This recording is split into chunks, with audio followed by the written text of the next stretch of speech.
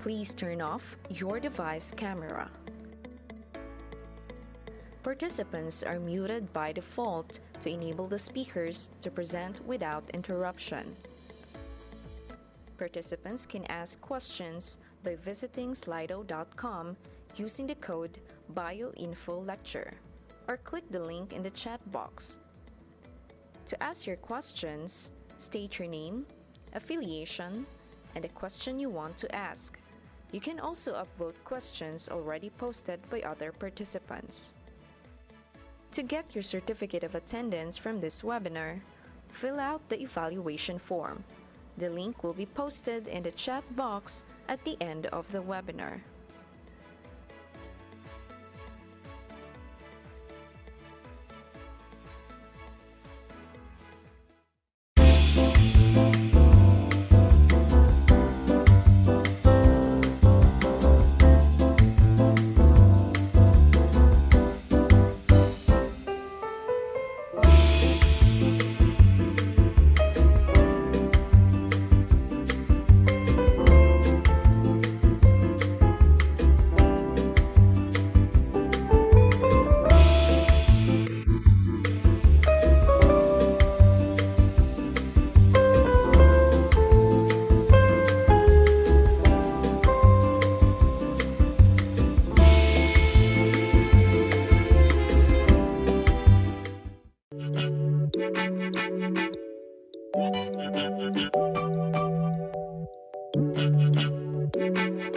Good morning.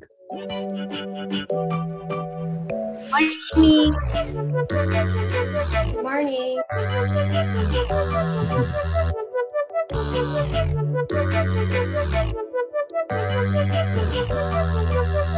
It seems good to me. I see the video and could hear you. I hope you can hear me as well.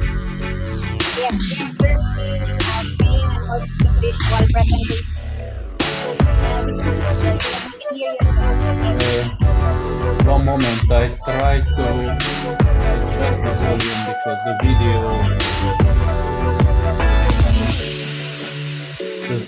the video has higher volume than you have, so I cannot really hear you.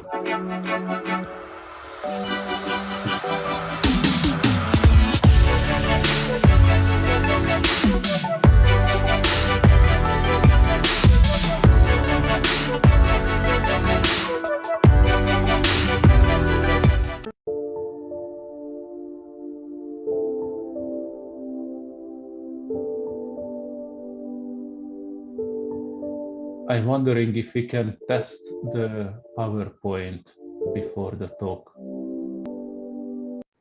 Okay, we can actually do that, Janos.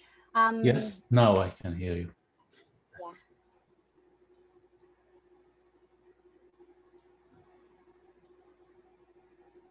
Yeah. Yep, let me. Jess, can we please stop recording first? Yes. Thank you.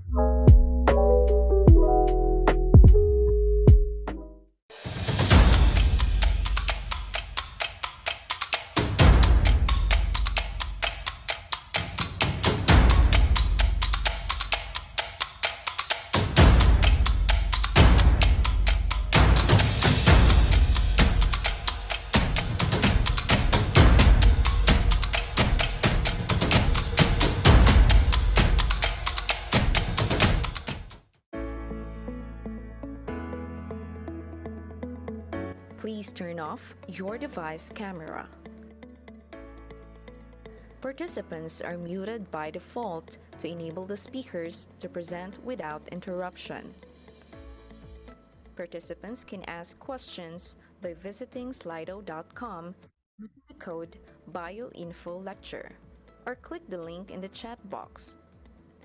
To ask your questions, state your name, affiliation, and the question you want to ask.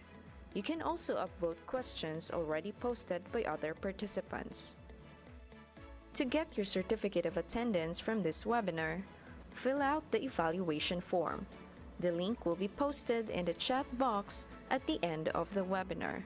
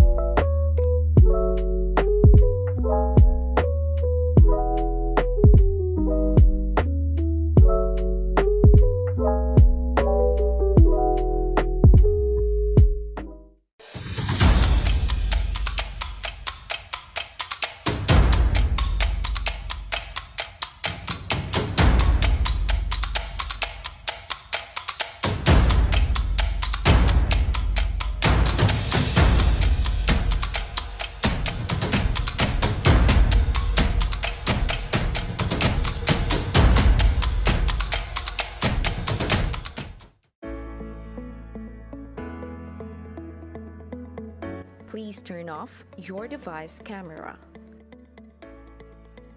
Participants are muted by default to enable the speakers to present without interruption.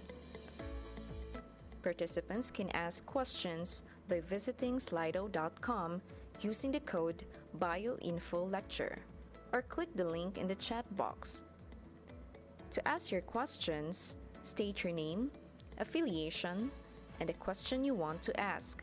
You can also upvote questions already posted by other participants.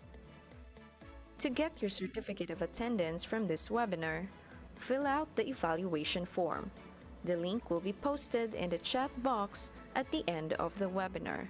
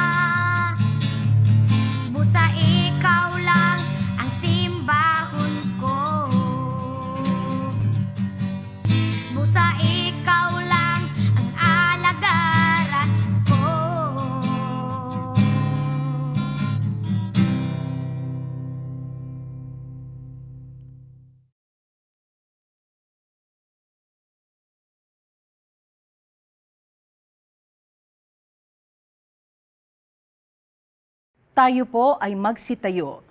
Bilang pagpupugay, ilagay ang kanang kamay sa ating dibdib at awitin ang pambansang awit ng Pilipinas.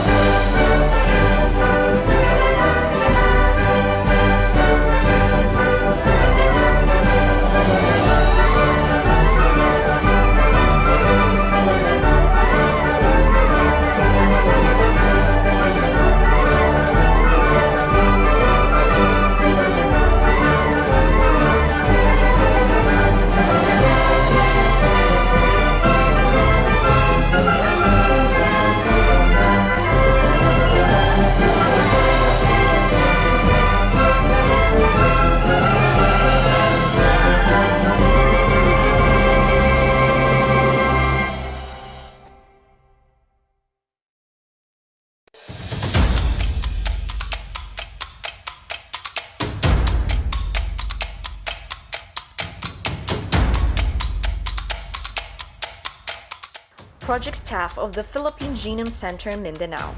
Ladies and gentlemen, your host, Dr. Giovanna Faye Ugis. Good afternoon, Philippines. Good morning, UK. It is my pleasure that you are here to join us in our third installment of our first Bioinformatics Lecture Series. On behalf of PGC Mindanao, welcome. I am Giovanna Faye Ugis, and I will be your host for today. This lecture series is a collaboration between the Research and Development Division and the Bioinformatics Division of PGC Mindanao. This event will bring you exciting bioinformatics topics as applied to diverse fields. Last October 1, we had our first lecture series where Mr. John Divina of the Philippine Genome Center, Mindanao, talked about the toolset of agricultural genomics. On our second lecture, last October 29, we had Professor Jean-Baptiste Cazier of the University of Birmingham, who shared with us their research on assessing the impact of COVID-19 to UK cancer patients with COVID-19. The research is part of the UK Coronavirus Cancer Monitoring Project.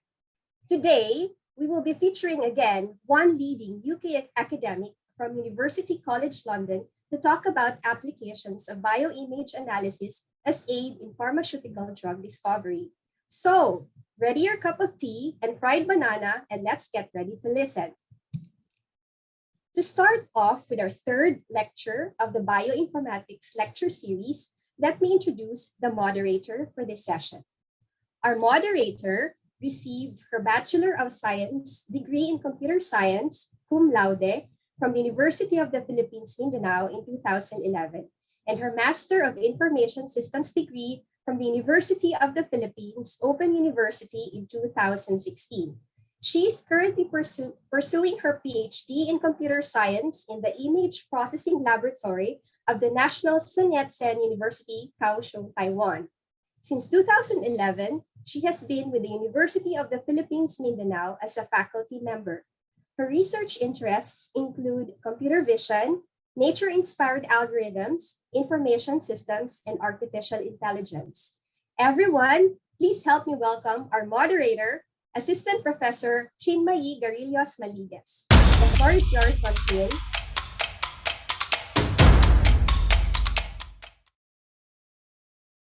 Thank you, Dr. Faye, for your kind introduction. Welcome, everyone. Thank you for joining us in today's Bioinformatics Lecture Series. Now, it is my pleasure to introduce our brilliant speaker. Dr. JANOS-KRISTON VIZI is a group leader at the University College London, UCL Laboratory for Molecular Cell Biology, or LMCB, leading the Bioinformatics Image Core facility. His Bioimage informatics career started at Kyoto University, Japan, after his early years in Hungary. His research interest in bioimage informatics, cellular high-throughput screening, phenotypic profiling, 3D high-content screening, autophagy, 3D spheroids, and 3D organoids has led him to LMCB's high-content screening lab at UCL via A*STAR Bioinformatics Institute, Singapore. Since he established the Bioinformatics Image Core facility, he collaborated with more than 200 biologists and contributed to more than 100 successful projects with collaborators at LMCB, UCL in the UK, and internationally. Along his scientific career, he understood the need and successfully reached across cell biology and computational imaging. As a result, he created complex data analysis strategies, Java-based image processing pipelines, designed and implemented statistical workflows to deliver projects in cellular phenotypic screening. As a technology leader, he has extensive experience managing a team of PhD and non-PhD scientists, university students, and both undergraduate and graduate levels. Help me warmly welcome Dr. JANOS-KRISTON VIZI. A warm virtual of applause, please. Dr. Janos. Thank you very much for the kind introduction, Cinmayii, and thank you very much for the kind invitation for the Philippine Genome Center. I would like to share my screen now about my presentation. Yes. And the pointer. Yes. What I would like to talk today is about my personal research interest, which is 3D high content screening for the identification of autophagy modulator small molecule compounds using hypoxia. Just to locate the area what I'm working with and a possible approach, I would like to introduce just briefly starting from Kyoto University through A-Star Singapore to University College London. The high content analysis approach that I use. So this discipline is strongly linked to drug discovery. This is a part of the drug discovery process. And of course, academically is very strongly linked to quantitative cell biology.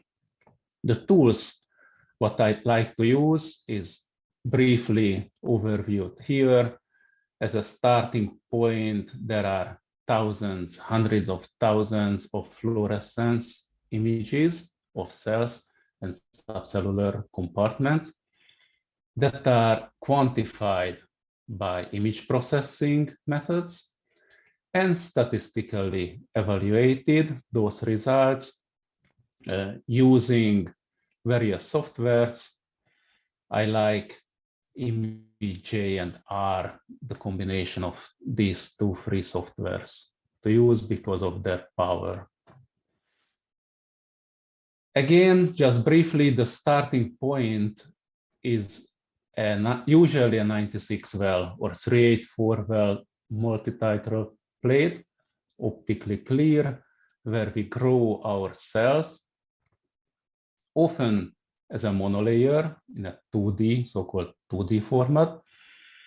But when we want to go to more phenotypically related, more physiologically related format, we go to 3D screening.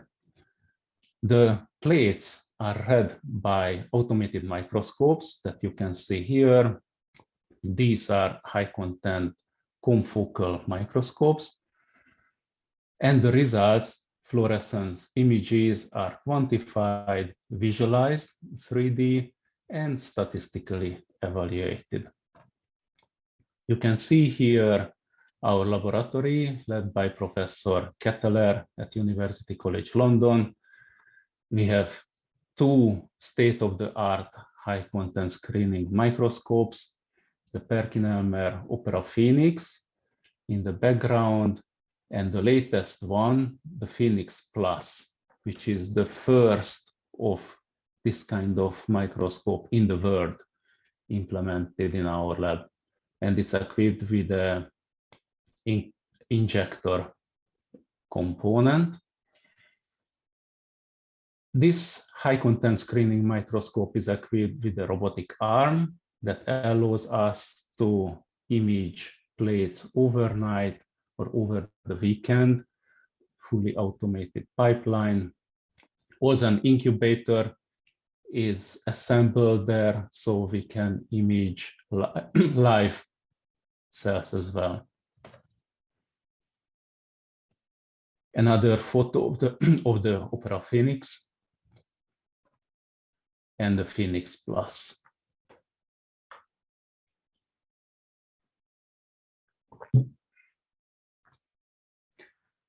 Computational power.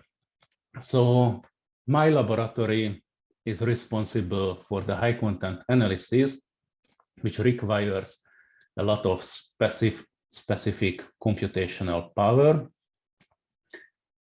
And that means powerful CPUs. So what you can see here, this is a 2-core old CPU processor unit. A 4-core can be seen here. What we use are 12-core and 16-core processors built into servers, practically custom-made servers. You can see here one of our server-grade computer, which is equipped with 1 terabyte of memory, and these 4 16-core CPUs. The main reason why we need this large memory is related to our data processing strategy, which means that we load all of the images into the memory and then analyze those thousands, hundreds of thousands of images from the memory through the CPU, so the analysis speed can be as fast as possible. Also, hard drives are very important. It should be as fast as possible. For example, SSDs built on PCIe cards like this RAID drive, quite expensive hardware, but its speed is comparable to the speed of a memory module. So it's very useful for high content analysis. Software. We use many different softwares. For example, those Harmony and Columbus softwares that we purchased together with the microscope from Perkin-Elmer. Also, as an academic institute, we need to teach students how to use free software as well. ImageJ is a very popular and a very powerful software, even though it's free. But this is the lingua franca of image processing in cell biology.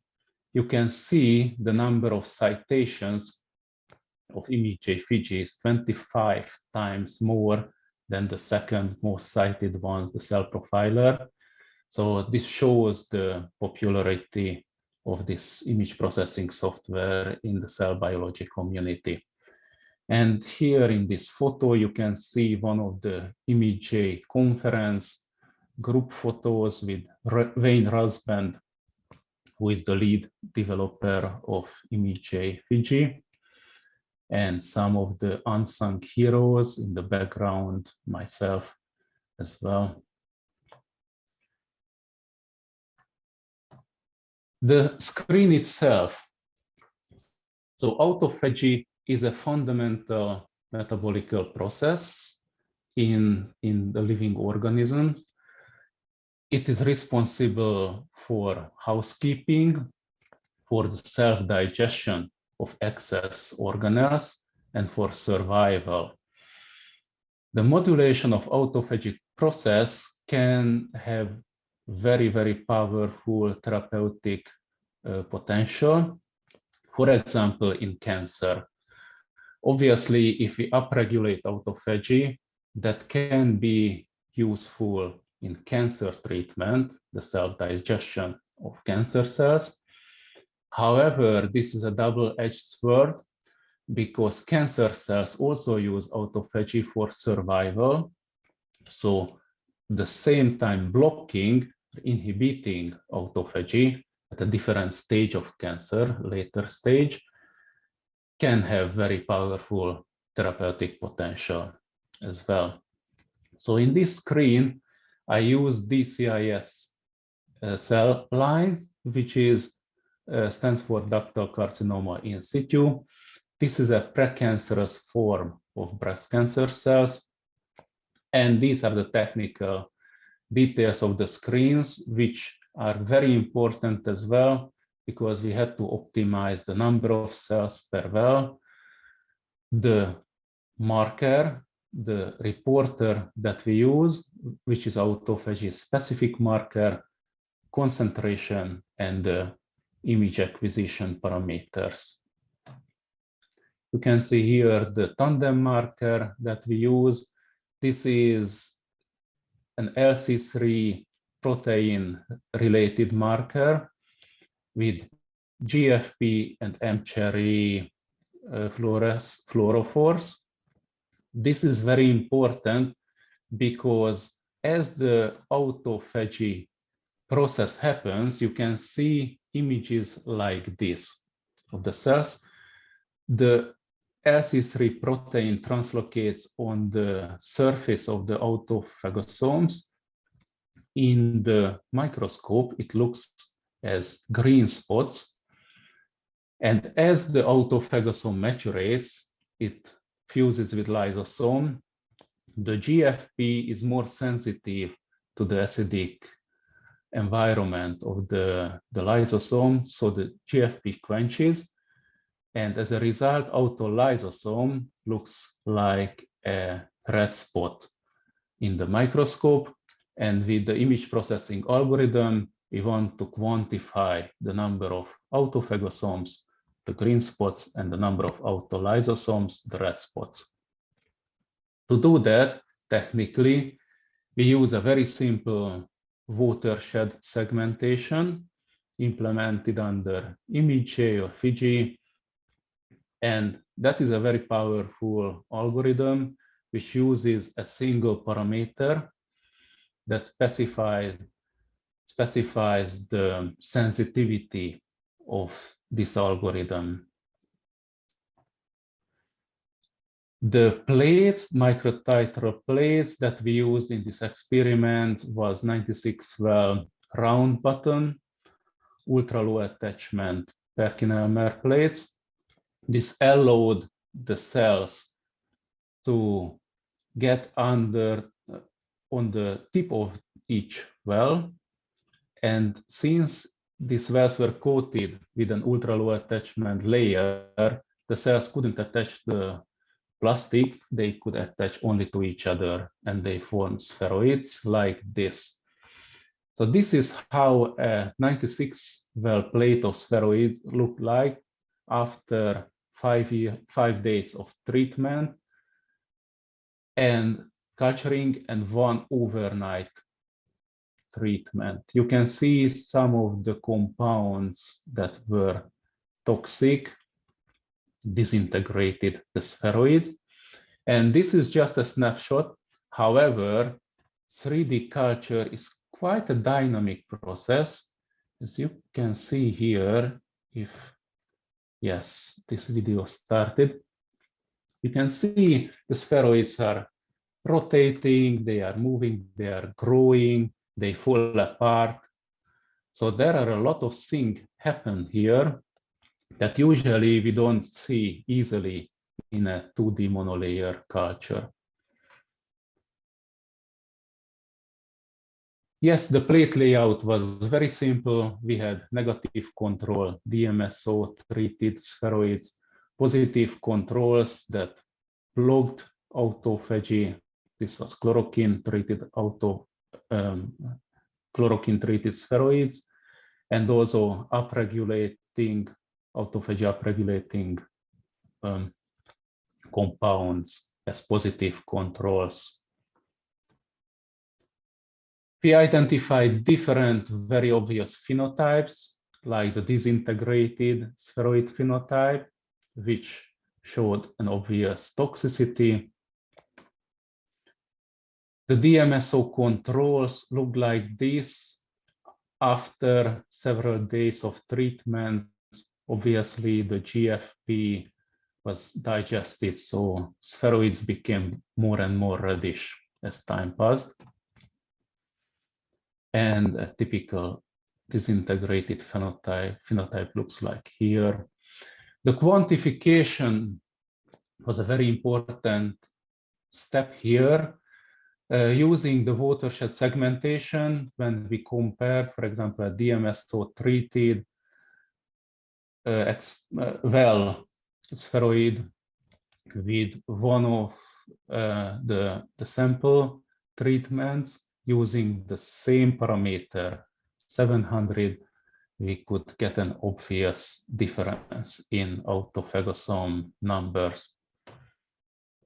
The next step is the data processing with R. Here I demonstrated through a parallel project. Practically, this means development of an R script where the input are the number of autophagosomes and, for example, the cell number. And using this simple R script, we can calculate the normalized autophagosome or autolysosome number per cell. This result goes into the CellHTS2 R package pipeline, which normalizes these values, calculates the per plate quality controls, and scores these phenotypes.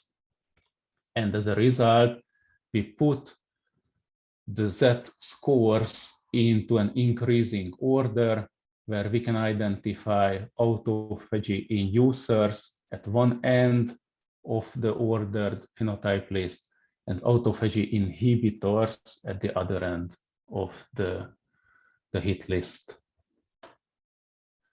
And there are various ways of visualizing this result. One is the plate heat map, where you can observe 4 different replicates in one 384 well plate here. Or in a case of dose response experiment, we can visualize the toxicity as the concentration increase as well.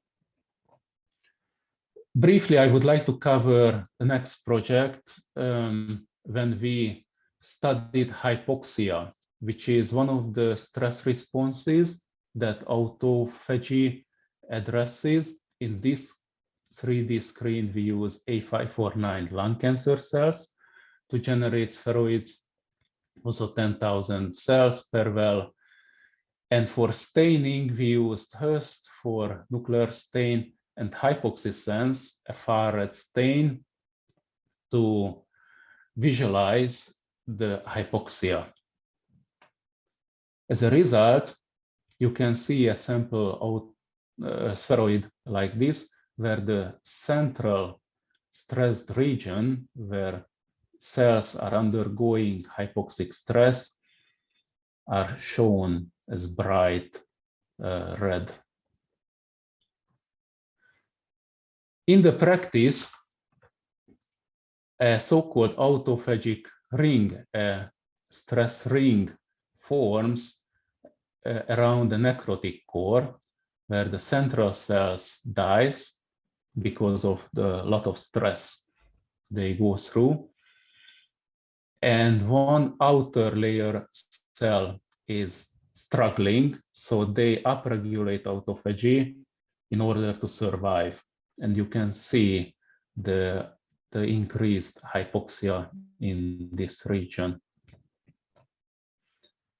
The controls show this process very clearly. At the left, you can see a DMSO-controlled spheroid, where the inner cells are going through elevated hypoxia, whereas upregulated autophagy cells, the taurine-treated positive control cells, don't have upregulated hypoxia. The plate layout was very simple. Again, sample compounds, different positive and negative controls. And when we visualize this, you can see clearly the taurine-treated positive controls, spheroids in this row, and the autophagy inhibited, baphyllomycin-treated spheroids. The difference between these spheroids are very clear. And the quantification, which was the total intensity of these spheroids, showed clearly which compounds upregulated the autophagy. So here we have upregulated hypoxia, which compounds were closer to our negative control, DMSO. However, those compounds which were similar to taurine, that has upregulated autophagy levels, those are shown at the left side of this plot. Yes, just briefly, the optimization of the 3D screen was a very important challenge.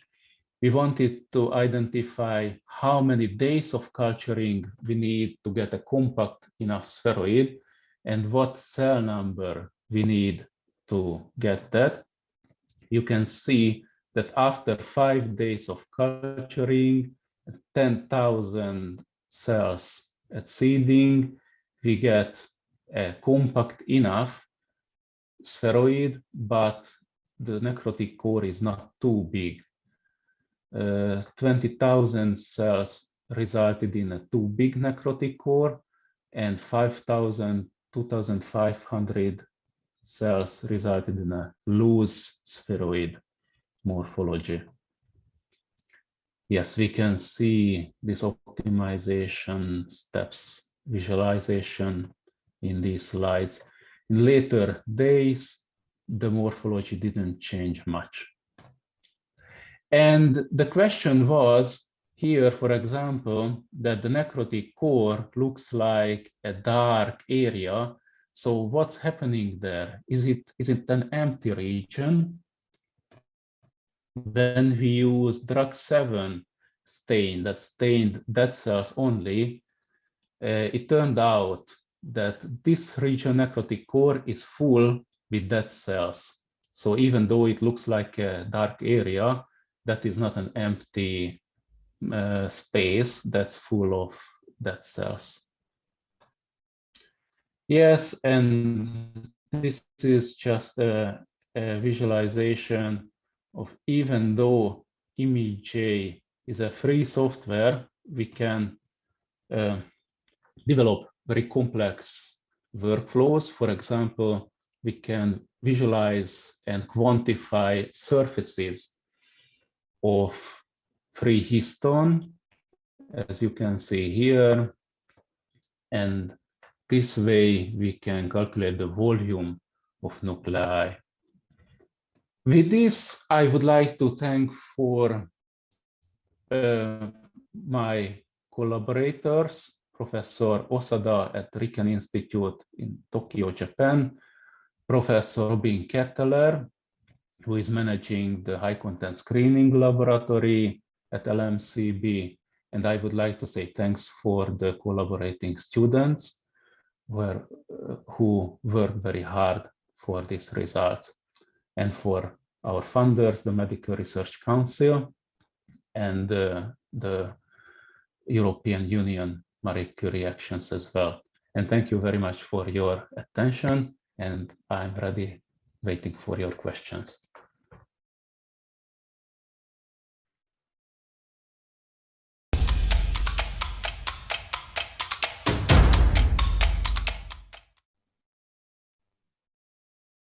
Thank you, Professor Janos. That is indeed an excellent and profound presentation.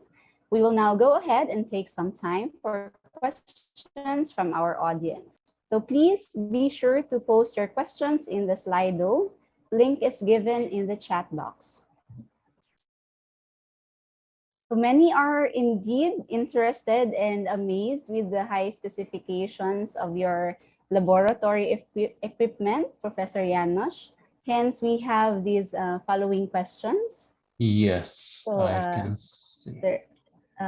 One question here is that, is your computing facility or setup exclusive to image analysis studies, or did you open it for any type of studies in your university? Yes, thank you. That's a great question. So UCL has very advanced computational facilities. And actually, we have at UCL a very advanced supercomputer system as well.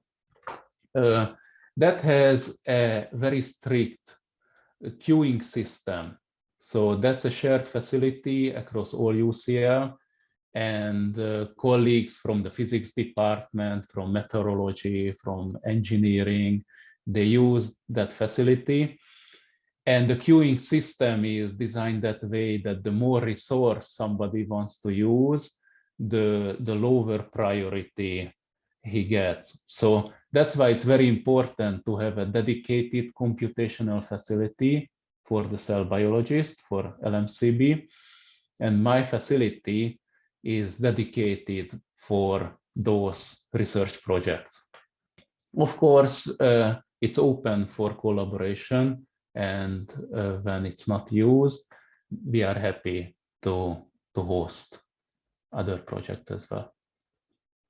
All right. So to those who are interested in collaborating Professor Janos, you may email him. All right. So their laboratory is open for collaboration. Yes. Yes. All right. So A further question here regarding laboratory equipment. If we are interested in exploring this 3D high content screening research area, what equipment do you suggest can we obtain to start a project in this area?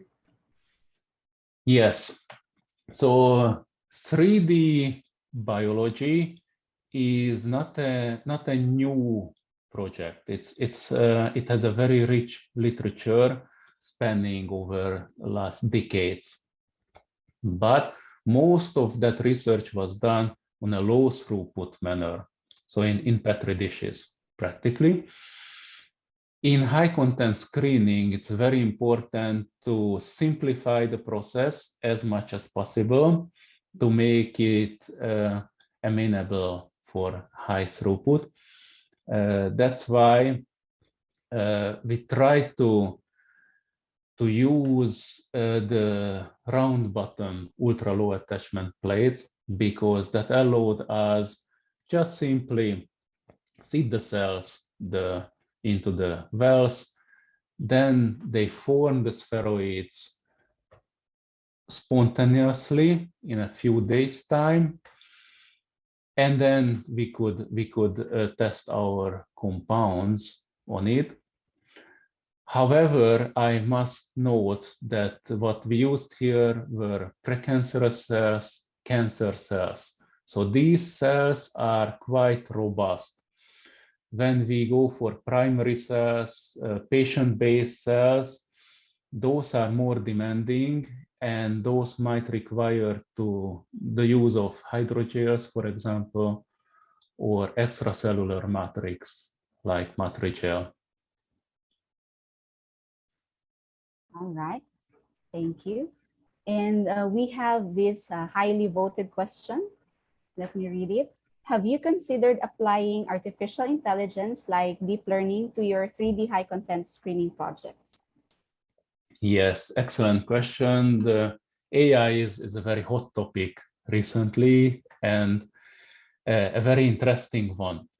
So yes, in my laboratory, we are working with AI for 10 years now.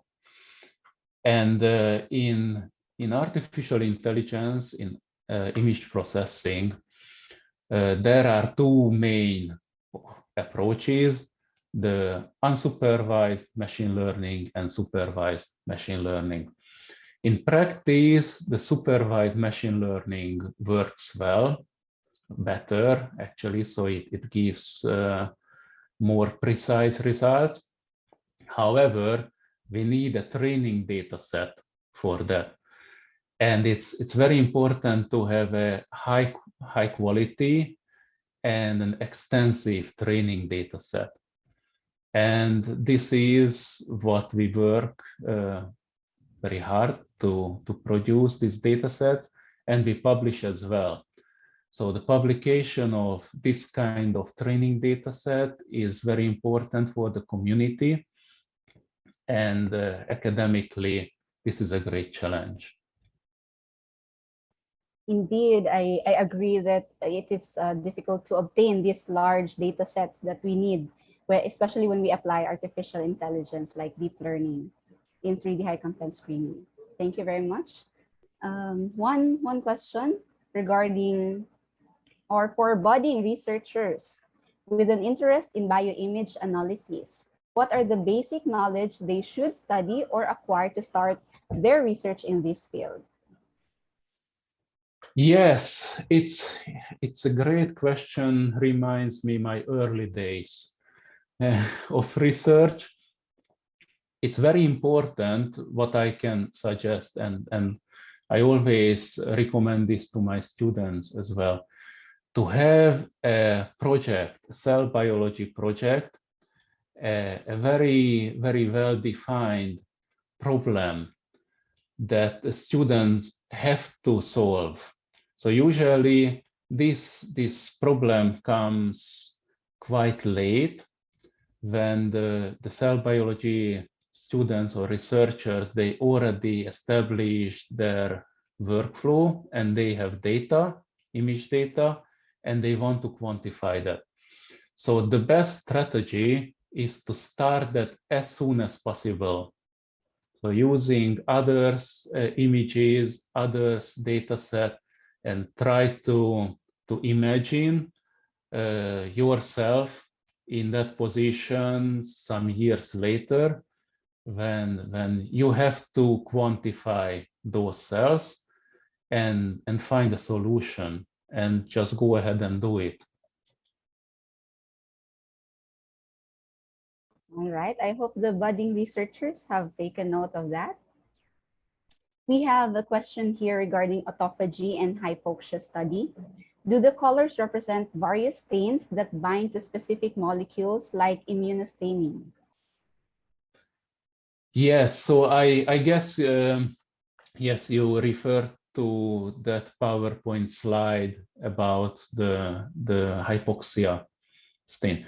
So the hypoxia stain is just a grayscale. It's an intensity-based stain in the far red 640 nanometer channel. So for visualization, I used the Fire lookup table built in ImageJ. It's possible to use any of the lookup tables. The Fire lookup table is very suitable to show these differences, but of course, grayscale visualization, just the pixel intensities itself, is good, just as good. It's purely for visualization purposes. Another related question, is the temporal evaluation of morphology enough for generating conclusions, or is there a way that the imaging device can splice through surfaces? Yes, so there are two questions in this one question. So the Phoenix can image the spheroids in a time-lapse manner, a kinetic image. So the video that I showed you, every single time point was imaged in one day. And that way we can get an idea of the temporal the temporal phenotype as well. The same time, we can image 3D fashion as well. So since it's a confocal microscope, we can image 3D optical sections of each spheroids. The question is if it's necessary or not.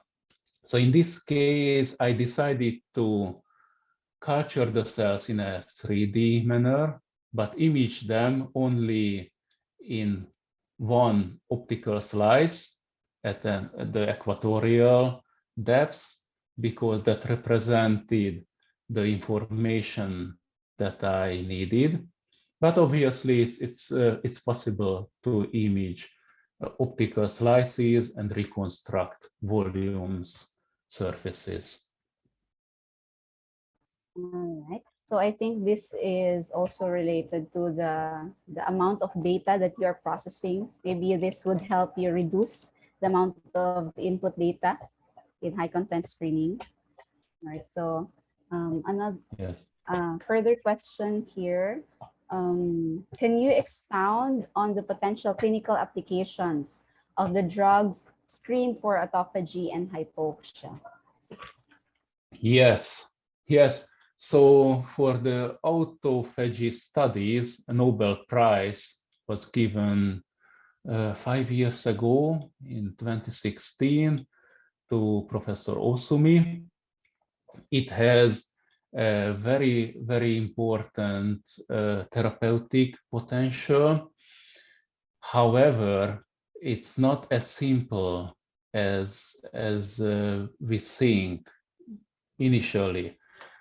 So, for example, just staying with cancer, for example, in an initial phase, when the tumor is small, upregulating autophagy can be beneficial in the cancer cells. obviously, because it will self-digest the cancer cells.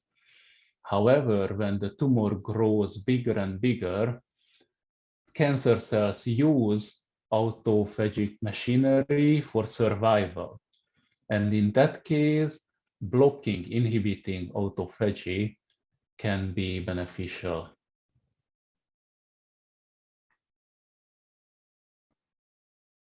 One more question.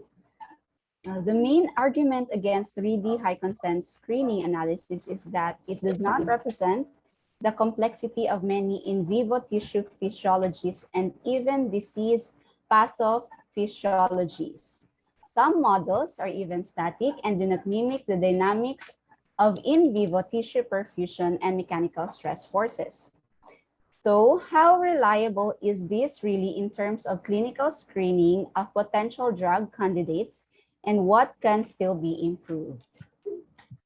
Yes, this is a great question, and I wanted to add an extra slide. I was not sure if my time allows.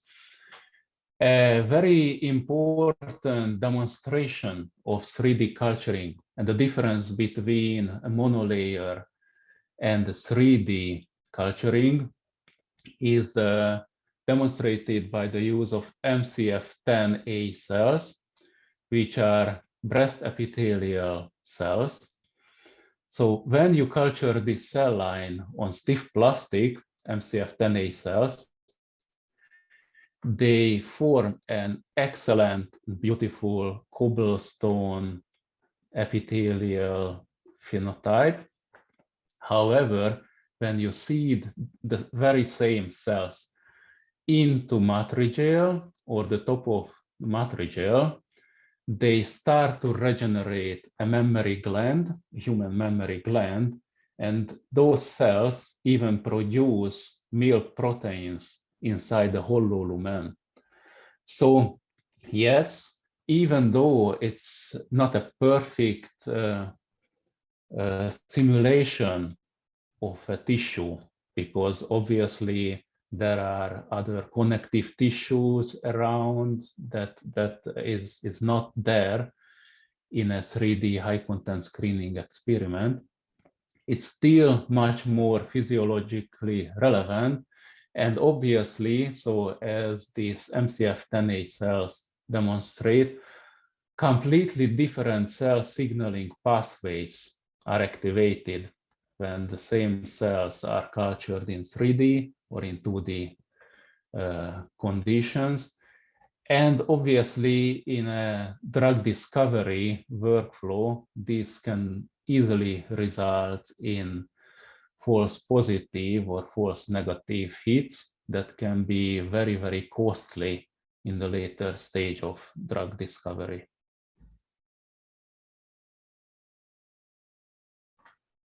I think we can still have at least two more, or at most two more questions. So how long does the whole 3D HCS analysis and statistical evaluation usually take place? Yes, that's a great question. So the most time-consuming part of the whole workflow is not the image analysis, the computation itself. However, it depends on the size of the data set. The most time-consuming part usually is the algorithm development and debugging, especially the R algorithms. So R can be very, very powerful. However, for computer scientists, debugging in R is less intuitive as in other programming languages like Python.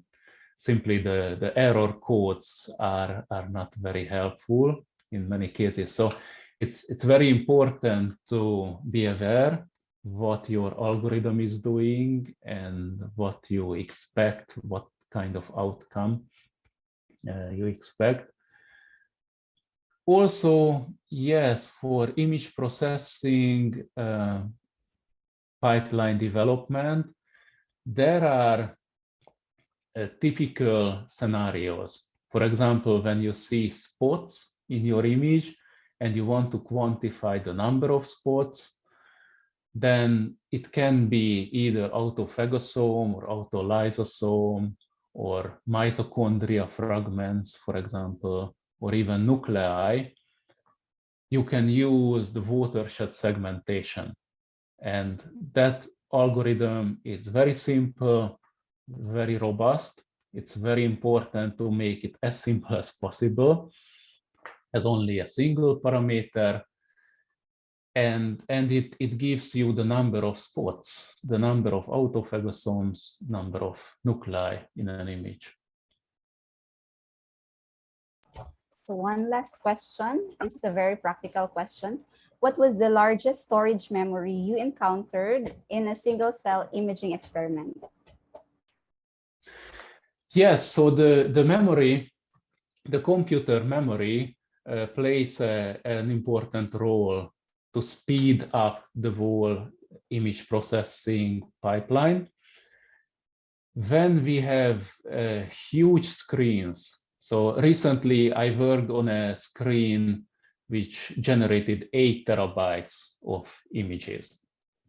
So in that case, the whole computational infrastructure becomes important, starting from the speed of the network between buildings.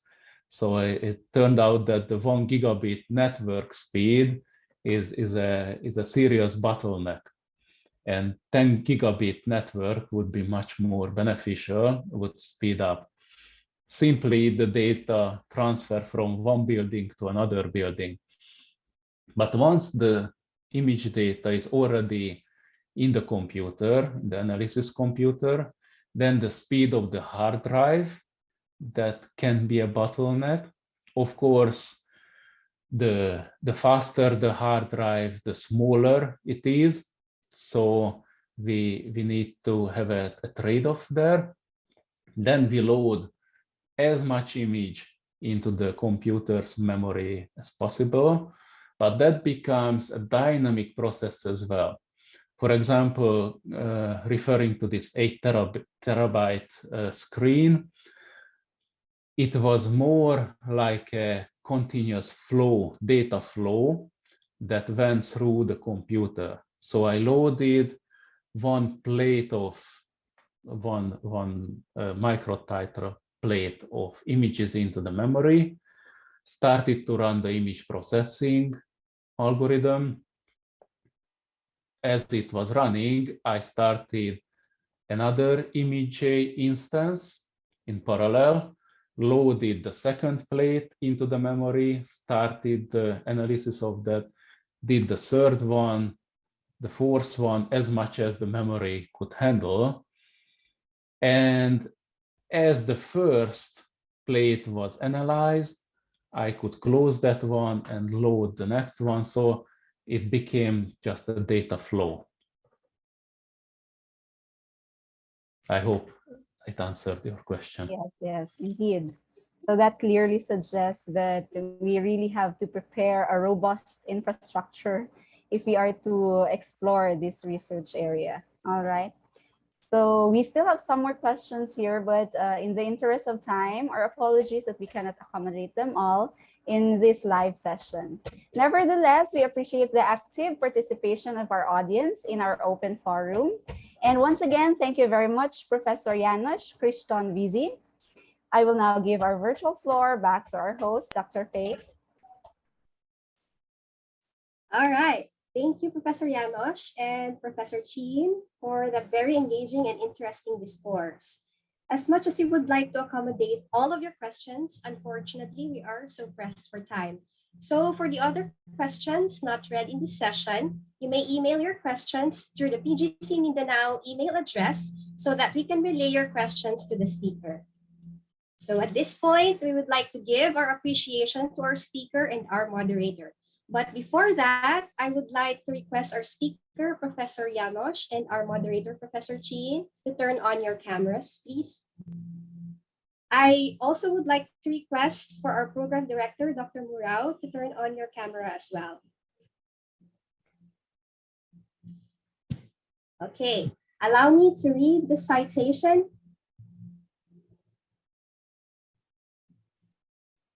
Philippine Genome Center, Mindanao, College of Science and Mathematics, University of the Philippines, Mindanao, Certificate of Appreciation. This certificate is proudly presented to JANOS-KRISTON VIZI for being the resource speaker on 3D high-content screening for identification of autophagy modulator small molecules using hypoxia during the third lecture of the Bioinformatics Lecture Series held on November 2, 2001. Signed, Dr. Lyre and E. Murao, Program Director, PGC Mindanao. Thank you, Professor Yana. Thank you very much. Also, we would like to give the certificate of appreciation to Assistant Professor Cinmayii Mnaliguez for being the moderator during the open forum of the talk 3D high-content screening for identification of autophagy modulator small molecules using hypoxia of the Bioinformatics Lecture Series held on November 2nd, 2021. Signed, Dr. Lyre and E. Murao, Program Director, PGC Mindanao. Thank you, Assistant Professor Kim. Thank you very much. My pleasure. Once again, thank you very much, professors. But please don't turn off your cameras just yet, as we would like to have a photo opportunity with you. One of our staff will give us a cue once our picture has been taken. So please tidy yourself up and show us your best smile. Well, Okay, 1, 2, 3, smile. all right, thank you once again, Professor Janos, Professor Chin, and Professor Lyre. Please keep your cameras turned on. We would also like to request for the rest of the organizers of this event to turn on your cameras to join us for this photo opportunity. I'd like to call on the rest of the Bioinformatics and the Research and Development Division staff and the rest of the PGC Min admin staff to turn on your cameras. Once everybody's camera is on, our staff will give us a cue for picture taking. Just keep posing your best screen. Okay, 1, 2, 3, smile. All right, thank you everyone for that. This event will not be complete without hearing feedback from the participants who joined us today. We value not only your presence, but also what you have to say in today's activity and your suggestions for our future activities. On the chat box, our staff will be providing you with the link for the evaluation form. Please fill them out before the end of the day. All respondents will receive their certificate of attendance once the survey is submitted. If you do not receive your certificate and are after submitting your evaluation form, please contact us so that we can resolve it immediately. So for future events and to know about the services that we have to offer, please visit the PGC Mindanao website or our various social media accounts. You may also contact us through the number shown or email us through pgc.mindanao@edu.ph. Our activity is the third of the exciting lecture series on bioinformatics. Thank you all for tuning in from the first lecture last October 1, the second lecture last October 29, down to our third lecture today. Watch out for more of our activities, and we hope that you continue to patronize PGC Mindanao and join us in the future. Again, on behalf of the Research and Development in the Bioinformatics divisions, I'd like to thank you for attending the first ever Bioinformatics Lecture Series of Philippine Genome Center, Mindanao. Have a wonderful day ahead of you and stay safe, everybody. See you all soon. Bye.